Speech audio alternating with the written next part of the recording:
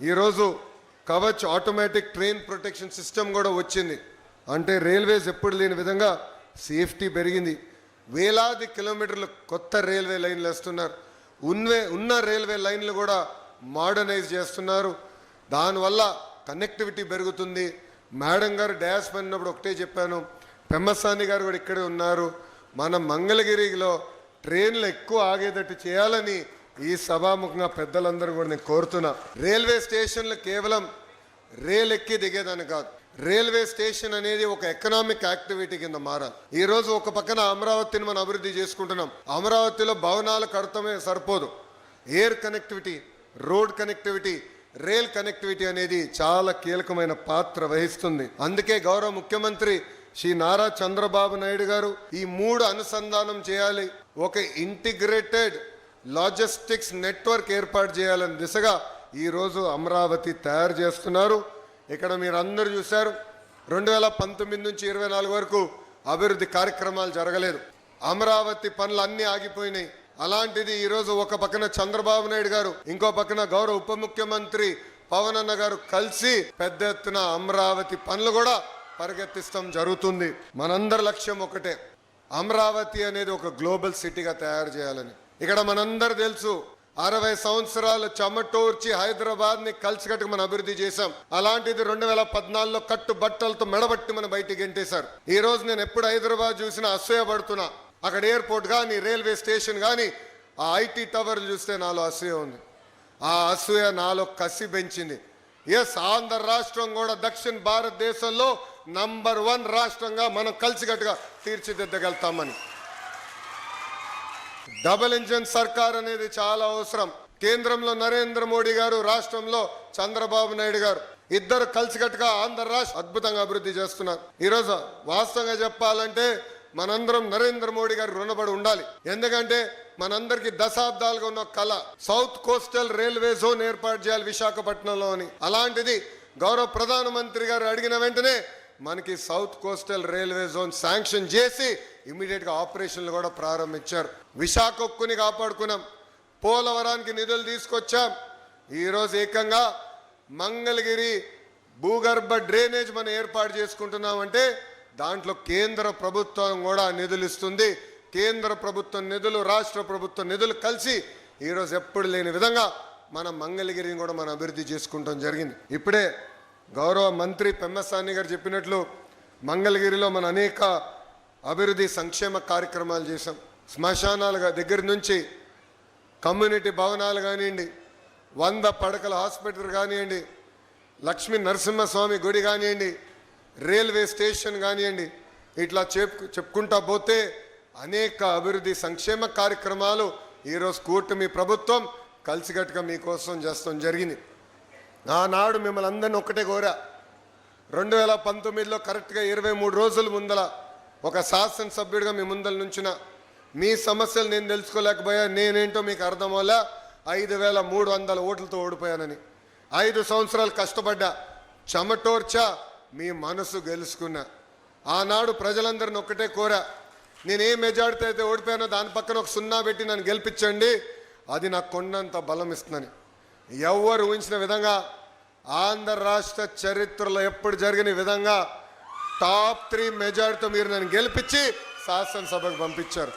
అదే నాకు కొండంత బలం. ఈరోజు నేను ఏ మంత్రి గారితో మాట్లాడినా, కేంద్రంలో గౌరవ ప్రధానమంత్రి గారు కానివ్వండి, రాష్ట్రంలో ఉప ముఖ్యమంత్రి పవన్తో కానీ ఎప్పుడు మాట్లాడినా, అనామ మంగళగిరి నియోజకవర్గాన్ని మీరు చేయాలి, 91,000 మెజార్టీతో నేను గెలిచాను, బాధ్యత మీ పైన కూడా ఉందని వాళ్ళతో నేను ఒత్తిడి తీసుకొచ్చి పనులు చేపిస్తాం జరిగింది. నా గౌరవాన్ని మీరు నిలబెట్టారు, నా పైన బాధ్యత పెరిగింది. గడిచిన 2 సంవత్సరాలు అనేక అభివృద్ధి కార్యక్రమాలు చేశాం. ఇది తొలి అడుగు మాత్రమే, ఇంకా అనేక కార్యక్రమాలు చేయాల్సిన అవసరం ఉంది. ఎన్ని ఆర్థిక ఇబ్బందులు ఉన్నా, అంటే ఈరోజు ₹1 సంపాదిస్తే ₹40 ఖర్చు అవుతుంది. జీతాలు కానీ, పెన్షన్ కానీ, తల్లికి వందనం కానివ్వండి, ఉచిత బస్ కానివ్వండి, డిఎస్సి కానివ్వండి, మెగా జాబ్ క్యాలెండర్ కానివ్వండి, ఇవన్నీ చేయాలంటే ₹1 సంపాదిస్తే ₹40 ఖర్చు అవుతుంది. అయినా కూడా పర్వాలేదు, ఇచ్చిన హామీ నిలబెట్టుకోవాలి, డబ్బులు ఈరోజు కాకపోతే రేపు సంపాదిద్దామని అభివృద్ధి పదంలో కూడా గౌరవ ముఖ్యమంత్రి గారు ఆంధ్ర రాష్ట్రాన్ని పరిగెత్తిస్తున్నారు. ప్రజలందరూ ఆలోచించాలి. 5 సంవత్సరాలు తీవ్రంగా నష్టపోయాం. పెట్టుబడి రాలేదు, పరిశ్రమలు రాలేదు. అలాంటిది ఆగిపోయిన పనులని తిరిగి ప్రారంభించాం. ఈరోజు రాయల్ ఎన్ఫీల్డ్ ఆంధ్ర రాష్ట్రాన్ని ఎత్తుక్కుంటూ వచ్చింది.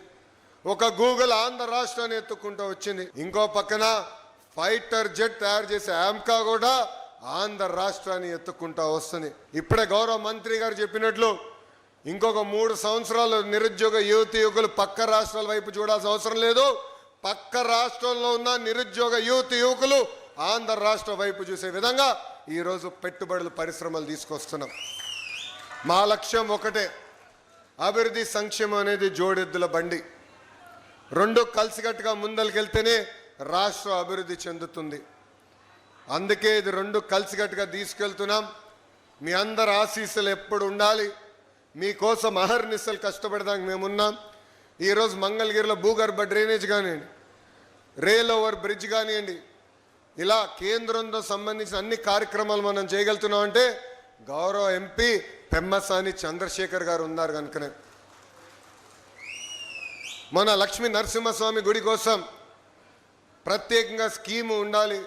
ప్రసాదం 2 ద్వారా ఏకంగా నిధులు తీసుకురావాలని గౌరవ మంత్రి గారు నేను కోరితే ఏకంగా టూరిజం మినిస్టర్ గారిని కలిసి ఆయన పక్కన కూర్చుని నాకు ఫోన్ కొట్టి ఆయన చేత కమిట్మెంట్ కూడా చేయించిన వ్యక్తి పెమ్మసాని చంద్రశేఖర్ గారు.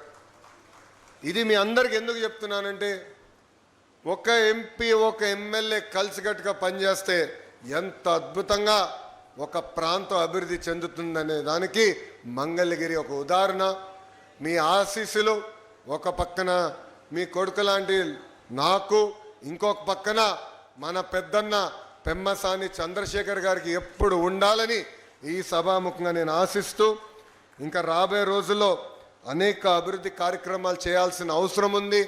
మంగళగిరిలో ప్రత్యేకంగా అనేక పరిశ్రమలు, పెట్టుబడులు తీసుకొచ్చి నిరుద్యోగ యువకులకి మన ప్రాంతంలోనే ఉద్యోగాలు కల్పించే దిశగా మేము పనిచేస్తామని ఈ సభాముఖం మీ అందరికి హామీ ఇస్తూ, నాడు నేడు ఎప్పుడు ఒకటి చెప్తా. ఎంతోమంది నన్ను అడిగారు, ఓడిపోయినది ఇక్కడ 91,000 మెజార్టీ ఎట్టు గెలిచామని. నేను వాళ్ళందరికీ ఒకటే చెప్పా, 5 సంవత్సరాలు కష్టపడ్డా, మంగళగిరి ప్రజలతో అనుసంధానమయ్యా, వాళ్ళ సమస్యలు తెలుసుకున్నా, వాళ్ళతో కలిసికట్టుగా జీవితాంతం ప్రయాణం చేస్తానన్న భరోసా కల్పించా. అందుకే నాకు ఆ మెజార్టీ ఇచ్చి గెలిపించారని చెప్తాం జరిగింది. ఇది రాజకీయ వేదిక కాదు. కానీ ఒక విషయం చెప్పాలి, గౌరవ ముఖ్యమంత్రి గారు 7 సార్లు ఒక నియోజకవర్గంలో గెలిచారు. ఆ నియోజకవర్గం పేరు కుప్పం. మేమందరం ఎప్పుడు కుప్పం వైపు చూసి ఎలా పనులు చేయాలని తెలుసుకున్నాం. అలాంటిది గౌరవ ముఖ్యమంత్రి గారు వాళ్ళకి అక్కడ కుప్పంలో ఉన్న మా మిత్రులు చెప్పి మంగళగిరికి వెళ్ళి నేర్చుకోండి ఎలా అద్భుతంగా వాళ్ళు పనిచేస్తున్నారని చెప్పే పరిస్థితి ఈరోజు మనం తీసుకొచ్చాం.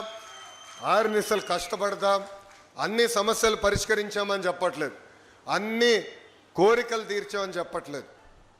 అది దేవుడి వల్ల కూడా సాధ్యం కాదు. కానీ మీకోసం పనిచేస్తున్నాం, కష్టపడుతున్నాం, 6 నిమిషాలు అందుబాటులో ఉంటున్నాం. మీ ఆశీస్సులు మాకు ఎప్పుడు ఉండాలని ఈ సభాముఖంగా ప్రజలందరినీ కోరుకుంటూ, నాకు ఇంత అద్భుతమైన అవకాశం ఇచ్చిన మీ అందరికీ, అదేవిధంగా గౌరవ ప్రధానమంత్రి శ్రీ నరేంద్ర మోడీ గారికి నా హృదయపూర్వక ధన్యవాదాలు తెలుపుకుంటూ మీ అందరి దగ్గర నుంచి సెలవు తీసుకుంటున్నాను.